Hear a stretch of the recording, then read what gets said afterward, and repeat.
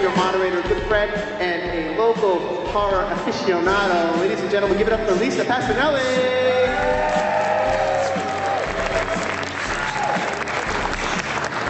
All right, so without further ado, let's get these slashers up here to answer some of your questions. First, you know him and love him as the incredibly interesting and iconic Captain Spaulding from House of a Thousand Corpses and Devil's Rejects, Mr. Sid Haig.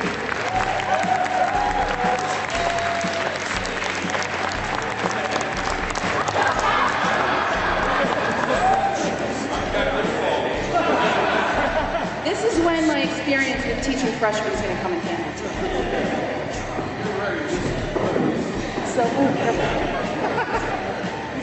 Since he's decided to invite himself on stage before I introduced him, the incomparable, iconic Mr. Kane Hodder.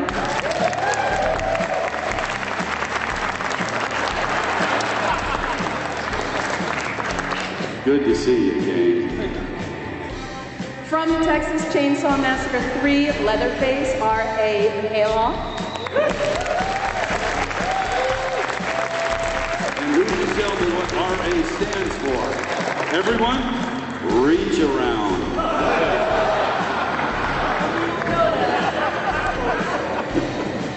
From the holiday horror classic Silent Night, Deadly Night, Mr. Robert Brian Wilson.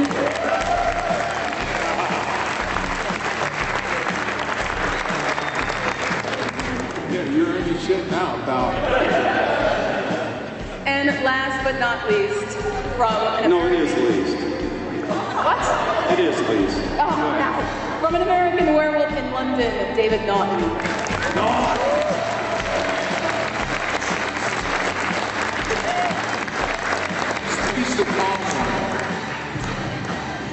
I'm going to stay down here. Oh my goodness. I'm not in the crossfire. Yep, get those pictures now. We don't know how long we'll be sitting still and behaving for. Does anybody want to start us off with a question? I'll go to you first. Yes, here we go. So this is for all of you. How do you bring the human, like, you play monsters. How do you bring the human into them? If that makes sense. How we bring the human Like the human aspect into our characters? Yeah. Well, I'm not sure my main character was human, really, but kind of a zombie at the time. You know, I never really thought about it that much. For me, I just wanted to try and make the performance look natural. When you don't speak or use your facial expressions, it's a lot more difficult to get something across. So I just tried to be natural, that's all. I work organically, which means absolutely nothing else. That's a horseshit actor thing to say. What that means is that I have to, because everybody in this room, everybody in the world has got every personality type that there is inside them. I have to just go in and find that character that's inside me and bring him out. I got to put him back at the end of the day or bad shit can happen. But that's just the way I work. I find the character inside myself and bring it out. And R.A. works similar to that. He works orgasmically. Which I don't understand what that really means, but I guess he can tell you. Well, I can demonstrate on you. This is a family program, gentlemen. The party just got rough. No, it's a nice compliment. Anybody else want to answer the Sure, question? let me follow up on that one. It certainly, I think it has to do with reading the script, you know, and hoping that you identify with the character in some way. I know that was my experience. John Landis wrote the screenplay at age 21 and gave me the script and said, read it and call me tomorrow. I called him the next day and said, yeah, there's completely relate to this character named David, and he was in London. I had lived in London, so there were a lot of things initially that I related to, which certainly helps. And then the part about turning into a werewolf, I had no idea. We'll get to that. Robert, do you want to answer that question as well? Yeah, I'm like a couple of the other fellas here. I just kind of work, as he said, orgasmically. I work organically. I just... Hang in there, I'm going to demonstrate with R.A. Hey, no, the truth is I just work from what's truthful to me, and then, I bring that to the character. So everything comes from my basis of truth. Well, guys, I have a question for you, all of you. What's your favorite superhero, and would you like to do a movie about one? Favorite superhero? Yes, because it is like one of the biggest things of the 21st century.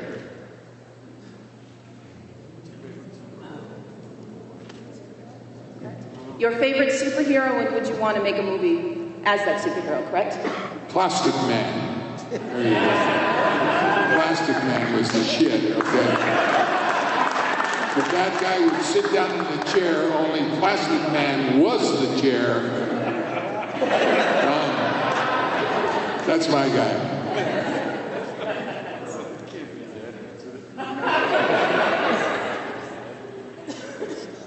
Okay. Anyone else? Questions while I'm in the audience here? Here we go. Okay, it's for all of you. What kill would you like to be remembered for? You know, when they're doing the highlight reel of you guys, what kill just made you laugh? What kill you go, that's my high point. That's the money spot right there. Okay, I'll start. Fuck your mom. Fuck your sister. Fuck your grandma. And most of all, fuck you.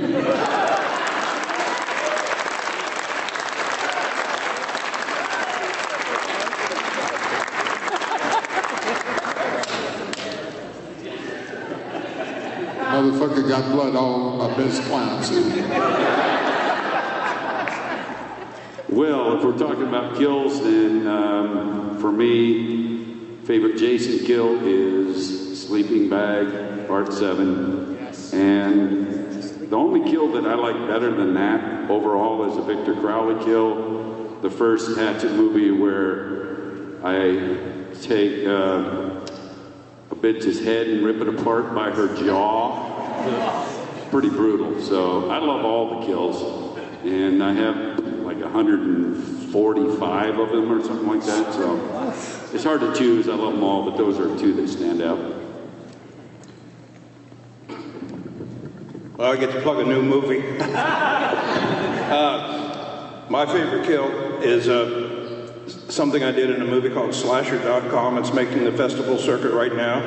And I play Jesse Myers, the patriarch of a backwoods group of people. Inbred. Probably. Cousin I believe they're. What is that? Well, I believe there's a little incest going on, but I get to kill a pot-smoking hippie. I break his back. I pick him up, break his back, and then I stick an ice pick up through his chin out through the top of his head. I like that.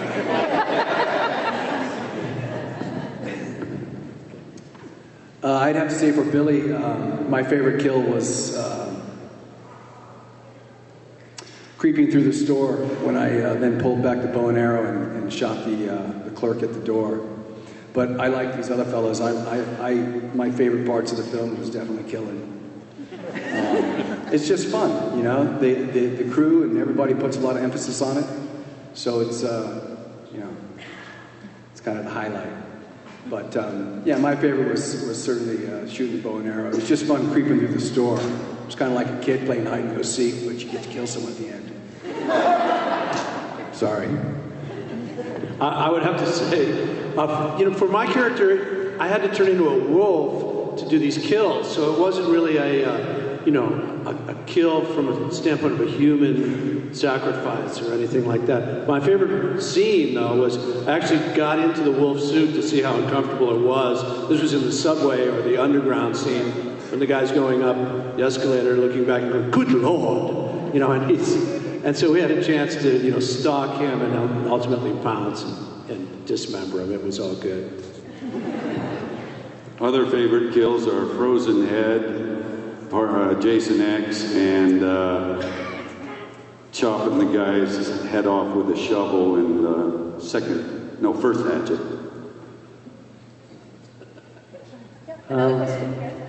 So this question is for all you guys. I'm going to try to say it in a way that it makes sense, but getting into the characters throughout all the different movies that you all made, if you had a chance to write your own ending on every one of them, what would that be? Well, how would you like to see a particular movie end or your character end, whether it was the way they were going to die or not die, or if the director said to you, "Hey, listen, I'm going to let you call the shot on how you wanted to end it," what would it be? I would not change one frame of the end of Devil's Rejects.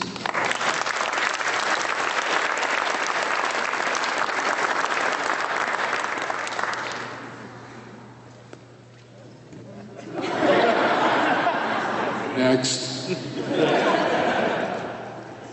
Well, for Silent Night, Deadly Night, being that Billy got killed there right at the end, right before he struck Mother Superior, for my own personal reasons, I would have liked him to lived on and done a few more. It was just starting to get fun. I would not change the ending so much as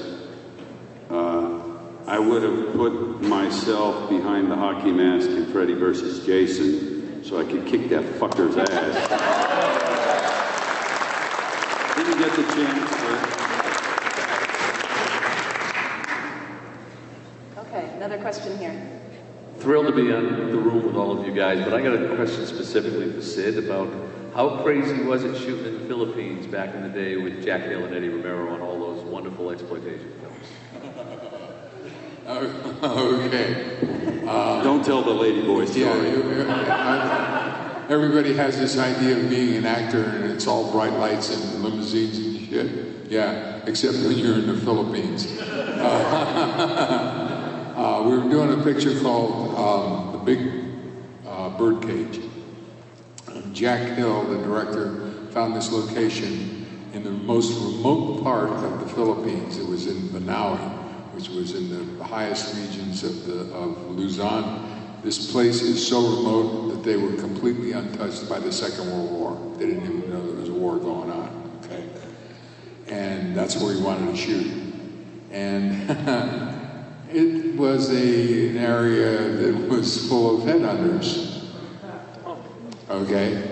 But the crazy thing about it was that the headhunting was a seasonal thing, okay? This is how crazy it is. At the planting of the rice, all contracts were made for the next year.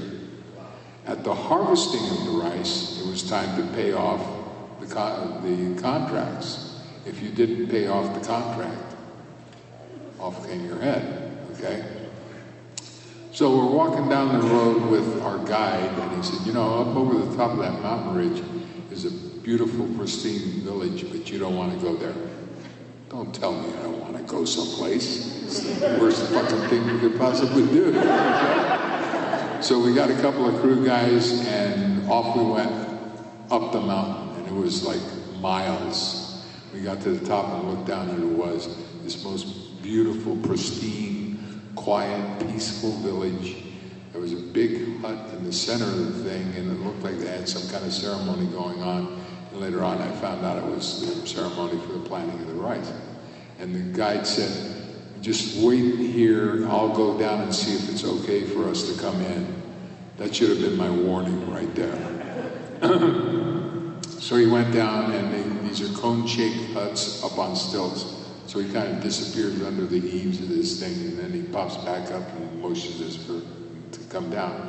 said, okay, cool. So, of course, I'm the first one to duck under the eaves of the house, and I come face to face with the chief of the tribe, who has got one big smiley tooth and no cartilage in his nose. It was just meat flopping around, okay? Go figure. And he hands me this wooden bowl full of a liquid and some stuff inside. And I look, and I know what blood looks like, and it was blood. And beetle nuts. Beetle nuts are like peyote, okay? Hallucinogenic craziness. And I looked at the guy and I said, what am I supposed to do with this? He said, you have to drink it. I said, fuck you. And at that time, Jack Hill, the director, who was in back of me, went, holy shit. So I turned around to see what he was looking at, and the entire eaves of the hut were covered in skulls. And I went, well, I guess tonight it's blood. And I drank the whole fucking bowl, okay, beetle nuts and all. I went on a hallucination that was the most crazy thing that you've ever seen in your life. It had just stopped raining, and all the little beads of water that were hanging off the leaves were all like little prisms, okay? And I had all these dancing little lights in front of me. And I was fucking freaking out. I walked 7 miles barefoot through the jungle. I didn't even know it. I was what you call fucked up. So that's what it's like working in the Philippines.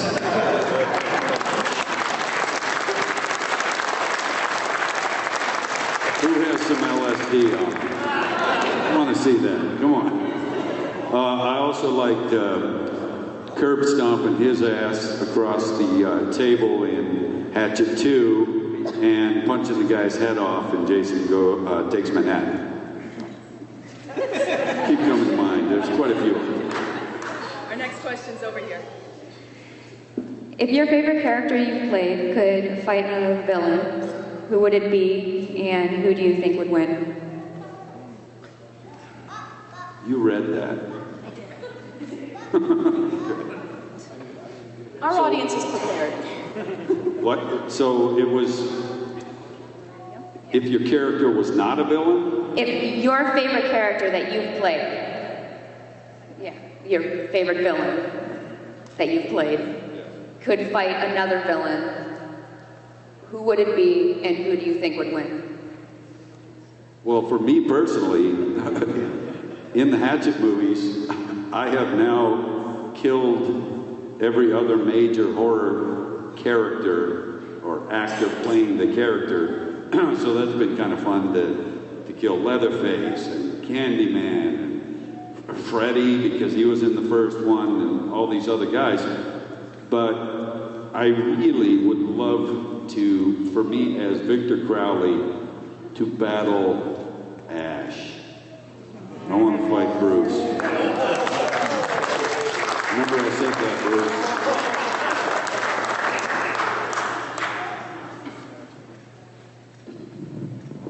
Personally, I would like to do Jason versus Leatherface with Kane and me. I think that would be pretty cool.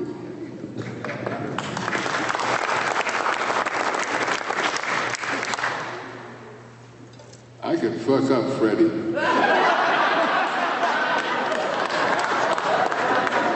Can you imagine Freddy trying to be all clever and funny with fucking Spaulding? Get out of here, you pedophile. That'd be a joke.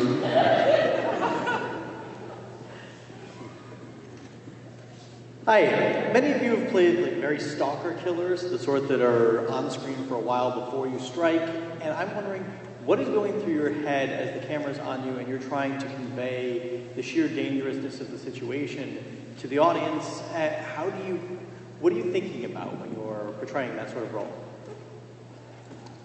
When I went to school, and I went to the Pasadena Playhouse, which is a theater arts college, and we had the greatest textbook in the world. The thing that was so great about it was that you never had to open it, because the title said everything. acting is believing. If I believe it, you'll believe it. And that's what I have to do as an actor. Whatever scene I'm given to do, I have to believe that that is real and it's happening right now, or else you won't.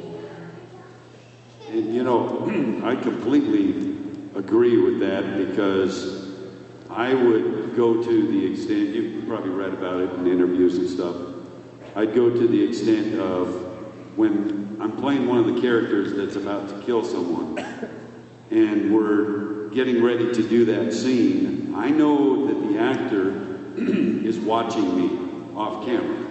Before we get to the scene, the actor's keeping an eye on me, because probably they don't trust me, but also, and I know that they're watching me, but they don't know that I know. So I'll do shit off by myself out in the woods or something, crazy shit leading right up to their scene, where they're watching thinking, okay, this guy's gonna kill me, and he's out there by himself with nobody around banging his head on a tree.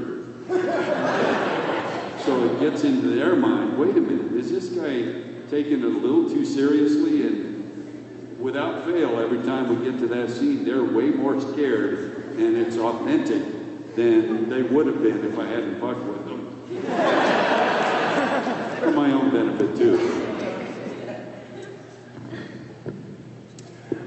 That's a great question. A lot of people ask that question, you know, what are you thinking about when you're doing this? And like Sid said, you know, as an actor, you just try to be. You're not, you know, trying to think and do something, trying to think and dance, trying to think and play golf, trying to think and box. You're going to get your ass kicked. So thinking is not a part of the game. It's just being. So part of the imagination. Once you believe it, if you believe it, you guys will believe it.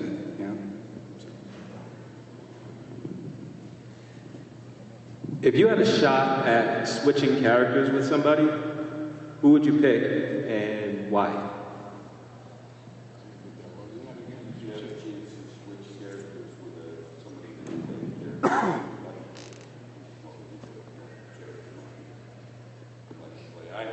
I can answer mine quickly. I've always wanted to play Michael Myers.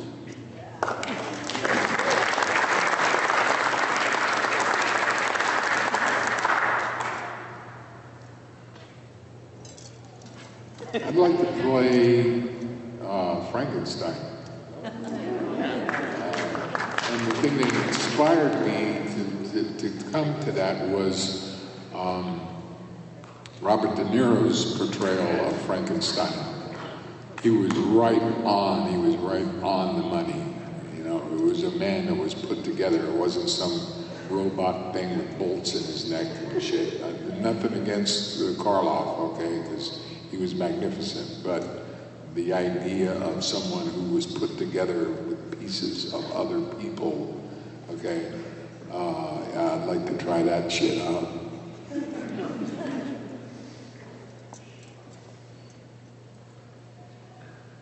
Moving right along. People often criticize the killers that you portray as having like very little depth or being sort of like big love types.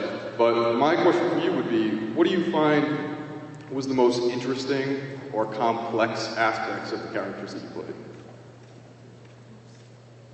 I didn't quite hear it. My question was, since people often see the characters that you played as sort of lacking depth or sort of the big lug type of killers, I wonder what was the most interesting or complex characteristics of the people that you played?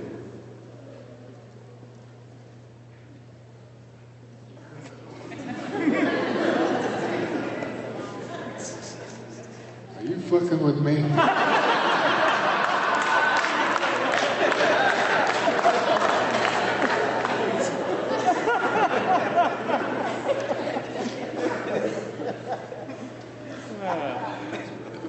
None of the above. I don't know. I mean, I think it goes to the human element of your character. Like, the human element of your characters. You know, I mean, you're the undead, you keep coming back. You know, you're a wolf, but you start off as a man. You know, like, these slashers are these brainless people going after and just, killing people and leaving the wake. Is there a complexity behind your character? Well, yeah, there's complexity behind all characters. I mean, and so I think that's what he's asking, where do you get that complexity? The human being complexity? is a very complex organism. Yeah. There's a lot of stuff going on all the time. If you really look at Captain Spaulding, you never know which way this guy's going to go. He could turn on his left turn signals and turn right.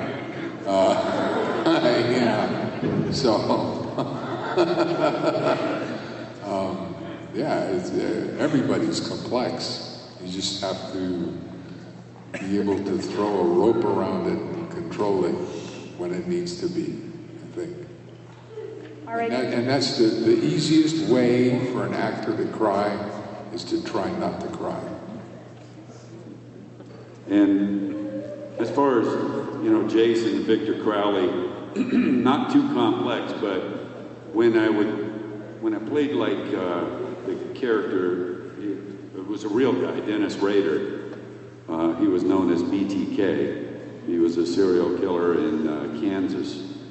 And I played him in a film. Now that's far more complex because, and from an acting standpoint, way more of a challenge because in a good portion of the movie, I had to be likable because that's what everybody said about Dennis Rader is so many people loved the guy.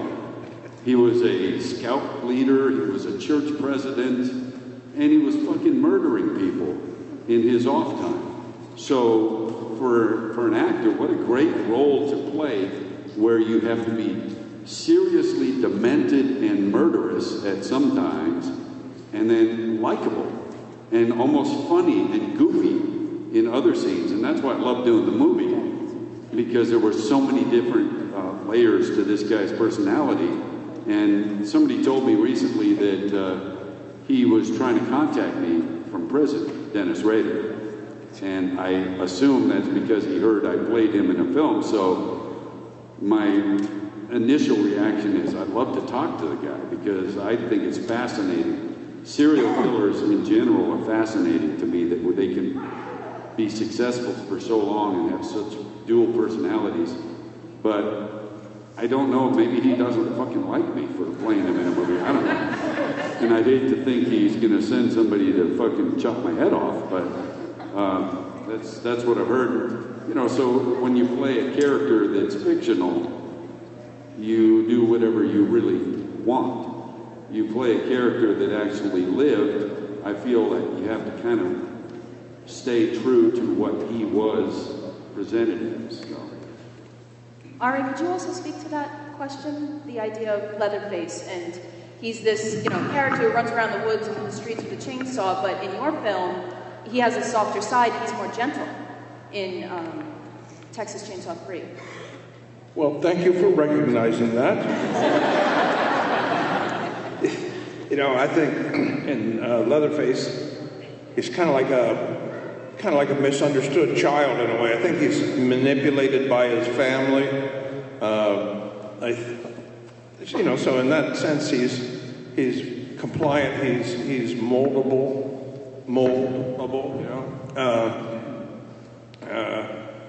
And he's sort of a victim.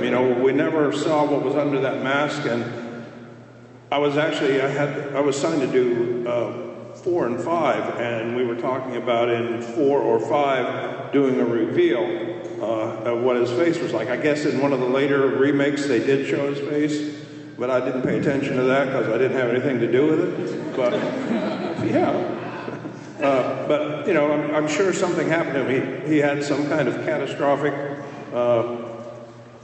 accident or something, probably destroyed his mind. And I actually, when I was a kid, a friend of the family, much older, had a car wreck, and he had the mind of a 7-year-old, and as a little kid, seeing a full-grown adult acting like a child, I think, that might have influenced subconsciously influenced my portrayal of Leatherface, because it would be a similar situation.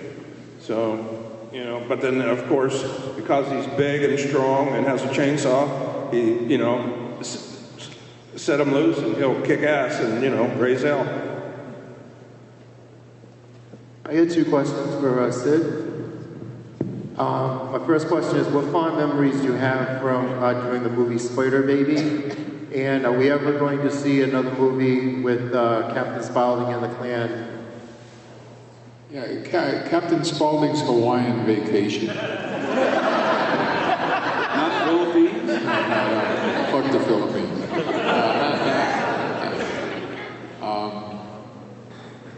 My experience with Spider Baby was absolutely amazing. From just the standpoint of having Lon Chaney Jr. in the film. Because as a kid, on Saturday afternoons, I would go down to the theater and watch him as the Wolfman, okay? And now I'm on the set working with him. And that was a big thing for me to get over. I was in awe. For 2 days I couldn't even talk to him, okay? But we became very close, and he actually wound up being my mentor. He taught me so much about all of the background of what it takes to be an actor, and the way that you can conduct yourself, the things that you should do and you shouldn't do, because he did all the wrong fucking things. I mean, there was a point in his life where Warner Brothers Studios was going to pick their next leading man, their big leading man. It was between Tyrone Power and Lon Chaney Jr. And Jack Warner had a party at his house, and both of those guys were at the party. And Jack Warner said something that Lon Chaney didn't like, and Lon was drinking, okay? He had a big drinking problem. And he kicked Jack Warner in the ass, okay? So guess who became the leading man, okay? Tyrone Power can thank Lon Chaney Jr. for that. But just to be around him and his presence, it was amazing. Did anybody ever see him do what the hell was the name of that film? Forget it. But the guy was an amazing actor. I mean, he could just take an audience and kind of mold them, in the scene where he explains to us that he's going to have to go someplace and get a thing that we're going to play with, and it's going to make a big loud noise. In other words, he's trying to tell us that he's going to have to kill us because we can't be exposed to society. When he got through with that scene, the entire crew was in tears because he was amazing, So that's my Lon Chaney Jr. story. Anybody else have a on the other side, excuse me. I can relate to one thing that Sid said about working with someone that you idolized. When I was doing my, yeah, you're welcome. Reach around, everyone. No, back in my, in the first 25 years of my career, I was just doing stunts. That's why I was fortunate enough to be the stunt coordinator on Devil's Rejects with all the guys, and working with Rob was amazing. But back in, I think it was the early 80s, I was fortunate enough to be given a job on a TV show that didn't survive very long. It was Warner Brothers TV show, and it was called Time Express. And I can't find it in any of the areas where you find old TV shows or anything, because I think it only ran for a few episodes. But I just did a stunt on a bicycle crashing off of a bridge. And what was so cool about it was that the main guy for the show, it was basically a train that would take people back in time to correct something bad in their life or whatever. It's kind of a cool story. But the main guy in the show was Vincent Price. And I was like, wow, I get to work with Vincent Price. I mean, I didn't really work with him because we were on the set together, and I talked to him as much as I could, but he wasn't shooting anything at the location where I was doing the stunt. But, you know, can you imagine how cool it must have been to sit on the set, just like Sid was saying with Lon, to sit on the set and talk to Vincent Price, man. It was like one of those moments in your career that you just look back on with, you know, such fond memories. It was very cool. I fortunately got to spend a day with him, Vincent Price, because I was dating this girl who was in a film that he was doing, and she invited me to come down to the set one day, and I did, and we spent the day just talking, and this guy has got so many facets, had so many facets to his character, to his personal character. It was amazing. I mean, he was... Anybody see any of the Roger Corman films, the Edgar Allan Poe films, okay? And all the paintings and everything that were in the castles. He painted all of those. He was an amazing artist and an amazing chef. The guy was, you know, just somebody that you shake your head wondering why the industry didn't recognize him more than they did, you know. He's an amazing man. Through any of your movies that you've made, have you ever got something that you liked so much that you just wish you would have fucked it up so you could do it over and over?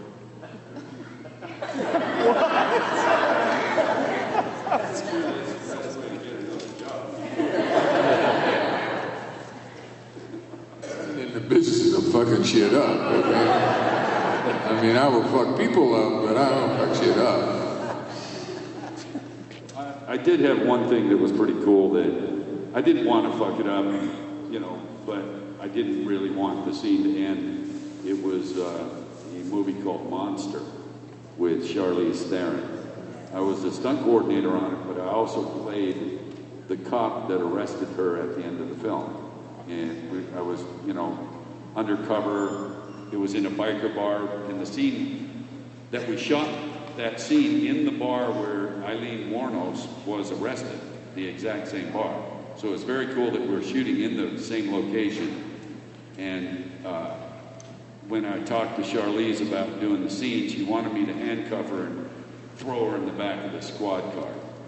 And forgive me if you've heard this story before, but I said, okay, can I just tell you something? She goes, just put my hands, handcuff me behind me and throw me head first into the back of the car. I said, okay, I just want to tell you one thing, please, just do it. I said, okay. So, not that I really wanted to do it more than once, but it was such a fun scene because what I was trying to tell her, and those of us, I'm sure there are some of us in the audience that have been in the back of police cars recently. If you have not, you may not realize that very often the back seat of a police car is a hard plastic shell.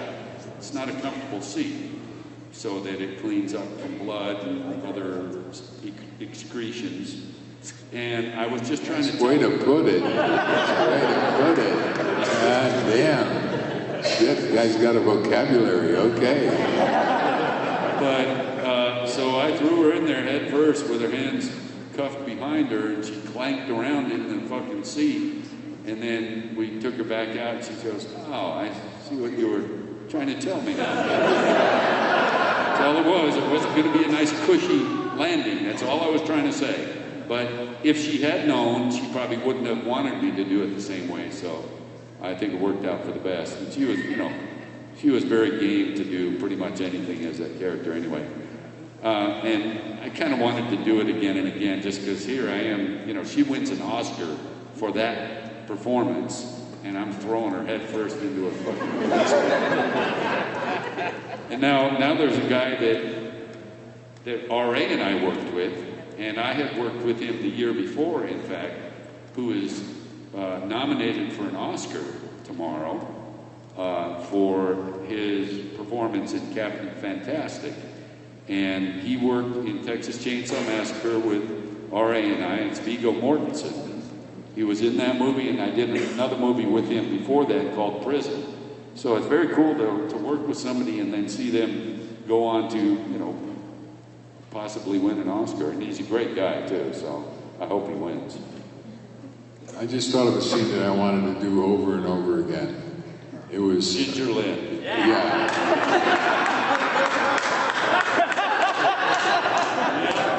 Ginger Lynn and Lana Wood, because in Diamonds Are Forever, I got to throw the topless Lana Wood out the hotel window. I didn't know there was a pool down there. Yeah. People have asked me, what was it like doing the scene with Ginger Lynn? How the fuck do you think it was?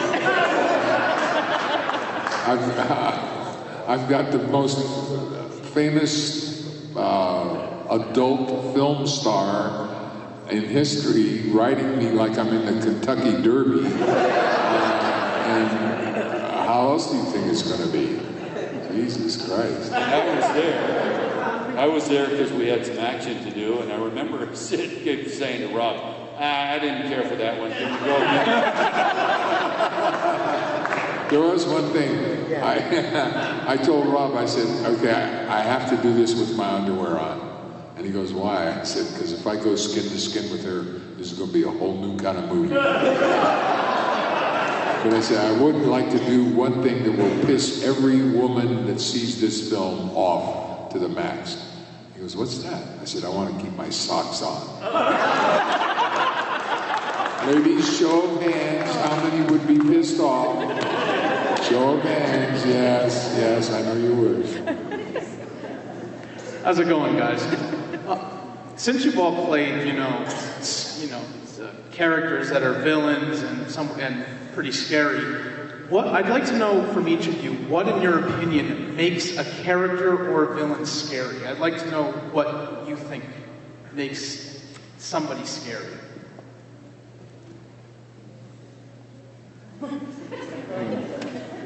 Waste. There we go. Yeah, you haven't said shit in about 20 minutes. I'm still thinking about Ginger Lynn.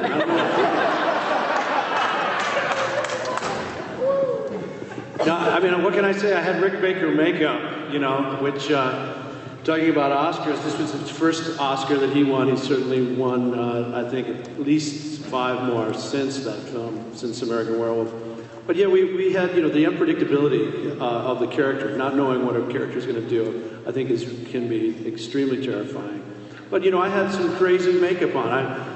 Scleral lenses, full glass lenses that they don't use anymore, of course. Painted wolf yellow and, amazing fangs that Rick had built and his crew, not to mention the hair. So, you have all these things going for you. And as many hours as I sat in a makeup chair, you get a chance to look at it and transform, right? And use that in terms of, how are you going to, you don't have to overact when you're looking as ghoulish as I did in that thing. So, that certainly helped. But yeah, I think the unpredictability certainly is about it. And that starts in the eyes. Of course, when they took the eyes away from me using those lenses, I was able to, stillness was another great aspect of just, fixating on a character and just starting to approach.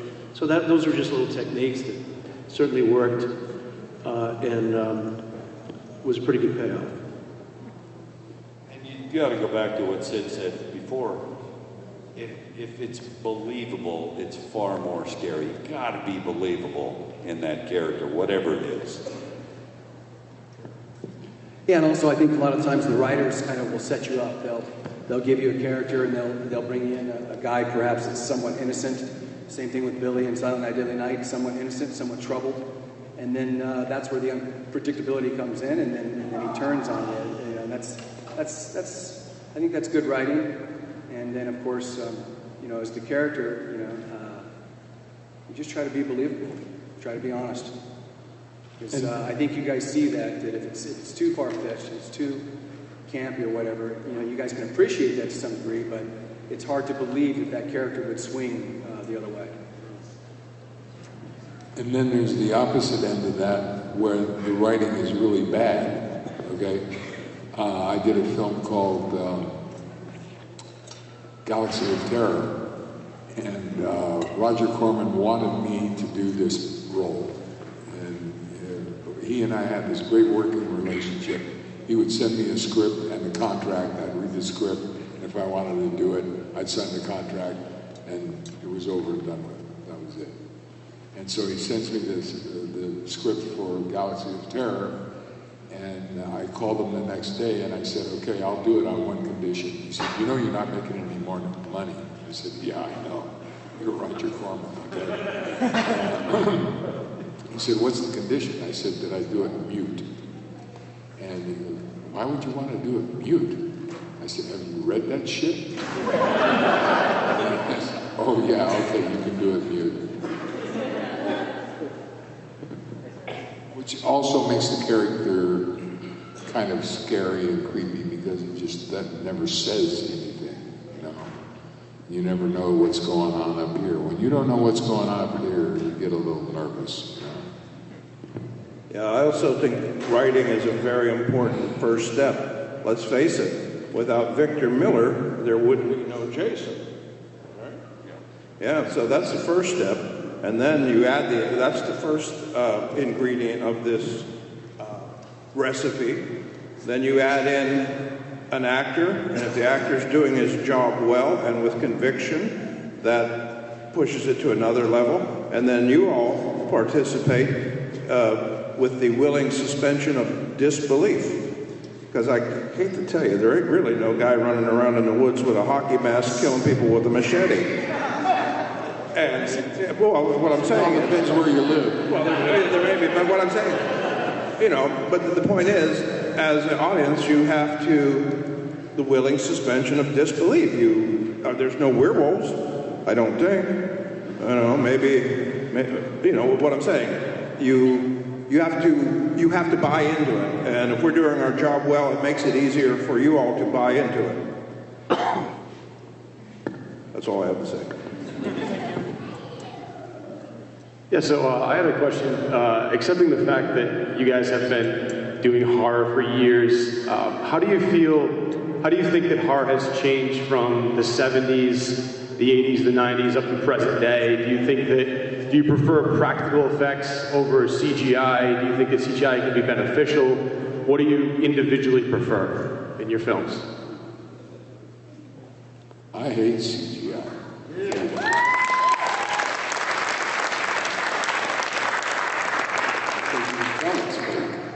I mean, there are some times when you have to use it, like in The Devil's Rejects, when we were getting shot up by the police, and we, you know, just had short sleeve shirts or whatever. Yeah, you gotta, you know, do the blood thing, but it's still obvious. Okay? I much prefer practical experiences. Okay, I think unless you have to rip somebody's jaw off.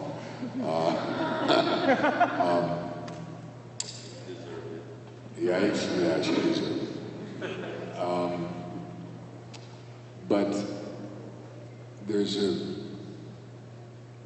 a thing happening in this industry right now that's just really kind of stupid.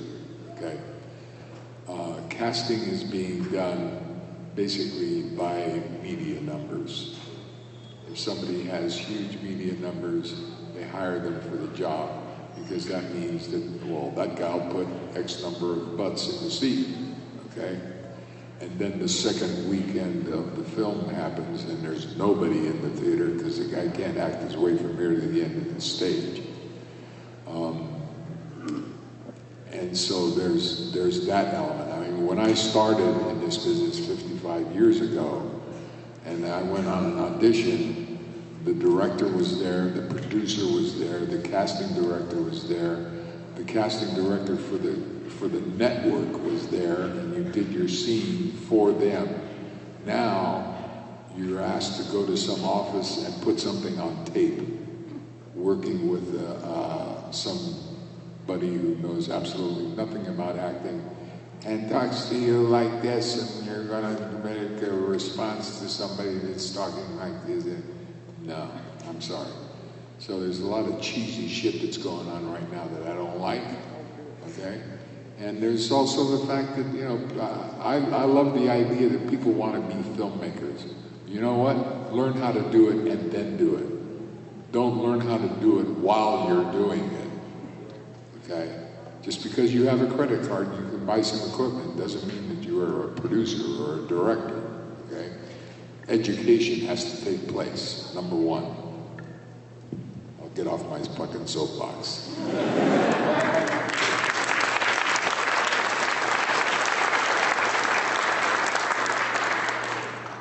Okay, we're starting to get close to our time here, so we have time for maybe 2-3 more questions. I was going to ask a question, but you already told me about your love for Freddy. So, R.A. and Kane, who would actually win? Who would actually win in a fight? Between what? You two. Between Jason and Leatherface? Yeah. Or me and R.A.? Whichever way you want to go, as long as it doesn't turn into Jerry Springer, I guess.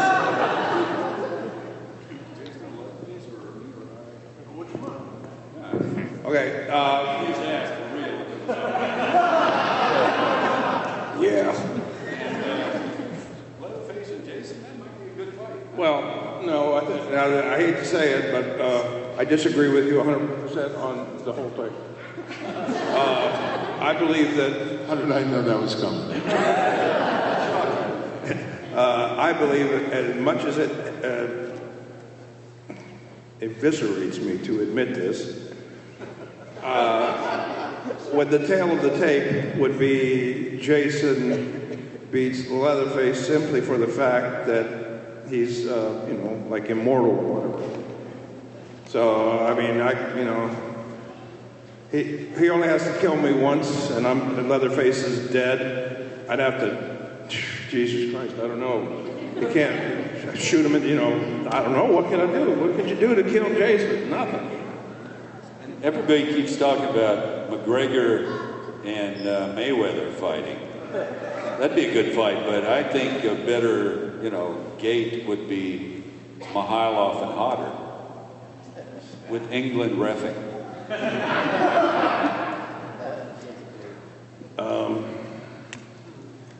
I'll go into training next week.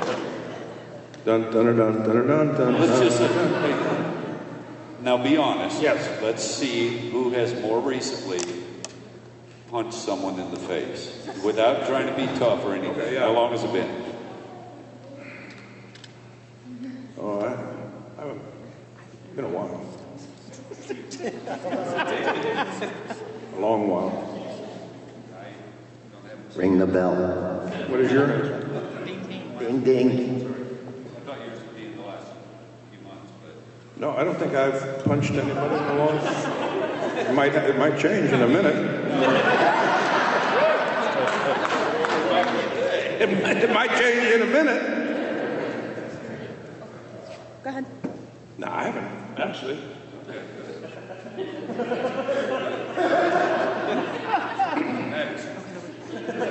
Hey guys, first of all, I just want to say I appreciate all your work. Everybody seen all the movies, everything. Second thing, I'll try to make this quick. Who's your favorite?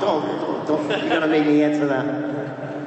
Well, I've been watching Jason the longest, I'd say, right? I mean, you were in the best ones, of course, Kane. If you ever want to be impressed, I don't know if you guys know what IMDb is.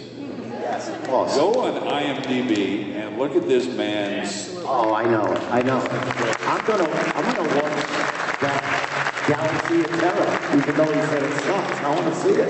Oh, but every TV show back in the day, he did guest starring spots. Mission Impossible, Get Smart, you know, all these shows I used to watch, and he was actually on them, and I was just like dreaming of shit. So it's an amazing, even though I knew how much he had done, until I went and looked at it, I could not believe the scope of work.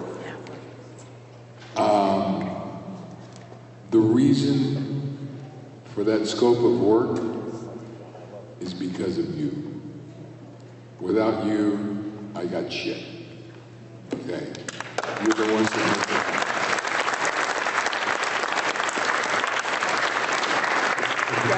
it. quick? 'Cause I Real got- quick. Something that used to go on back in the day were people, television watchers, or people who go to films would actually write the studios and say, we want to see more of this person or that person, and that doesn't happen anymore.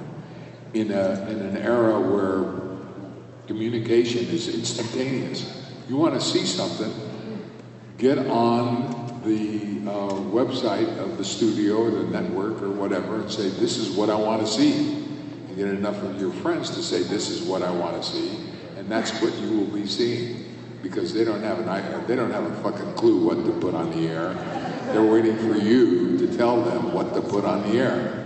You kind of just answered my question, Sig, because I think it sucks that we're not going to have another Captain Spaulding movie. It sucks. I think everybody agrees with that. And I know it's all about the money, and Jason too, and so forth. But question for Kane. Do you know anything about the up-and-coming reboot of Friday the 13th? Did they ask you to be part of it? Anything, a little bit? Is there anything you could tell us about it, and how you feel about it? They did not ask me to be a part of it, and it has been taken off the schedule. Last I heard, they're not doing it after all. But, it wouldn't hurt for people like you to do what Sid said. If there's anyone that you would like to see back behind the hockey mask, not mentioning names, but somebody who loved it more than anyone else did, but, I'm just happy that I did the motion capture for the Friday the 13th video game. For all of the Jason stuff, I was able to do it. They, in their opinion, they said there wasn't anybody else they'd want to do that, so I felt very honored. The game is going to be amazing, and I can't wait for it to come out. When does it come out? Don't know exactly, but not too long from now. It's just, I played it, and I couldn't wait to play as a counselor. Everybody else wants to see how it feels to play as Jason. Fuck that. I want to see how it feels to try and get away from the motherfucker. And it's not easy, believe me. I got killed immediately. Okay, we have one last final word question, really quick. First name that comes to mind. Okay, the question over here is, if money was no object to you or the director, is there a celebrity, a perfect celebrity that you would want to kill as your character? Yep, in your character, pick whichever killer you want to play. Money's no object, everybody's a good sport. Which celebrity would you take out? That's the question over here. The list is so long.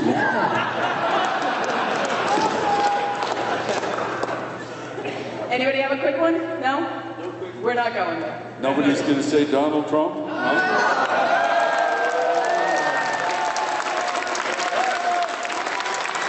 I thought we were talking about real people. And on that note, gentlemen, thank you so much. Everyone, thank you. Thank you, everybody. Thank you.